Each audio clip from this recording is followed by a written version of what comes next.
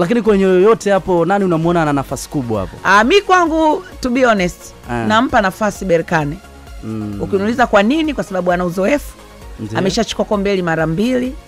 Na ukilinganisha kikosi chake na cha wachezaji wa Simba, wana wachezaji na ndio maana wanacheza Berkane. Ndio. Nadhani mnanielewa. Kabisa. Vilabu vya wenzetu kutoka ukanda wa kaskazini kiuchumi wenzetu wako juu kidogo. Wengine wako juu sana na kuna wengine unaona uchumi wao ukilinganisha na wachezaji wa kwetu, wenzetu wametuzidi kidogo. Na mimi huwa na imani kabisa kwa mchezaji mzuri ambaye anataka mafanikio, kwa sababu kucheza mpira wa miguu ni kutafuta mafanikio ya kwako ya maisha yako. Kwa hiyo unaenda sehemu ambayo itakupa maslahi. Na imani kabisa kwamba Berkane ana nafasi kubwa.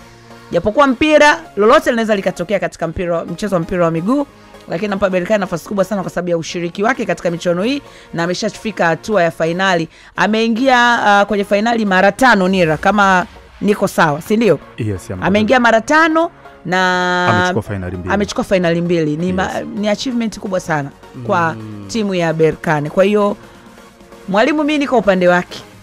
Niko upande pamoja na Fadu. Tangu siku ya kwanza Nira, kama unakumbuka, nilikuwa namzungumza tangu alipokuja tu Tanzania.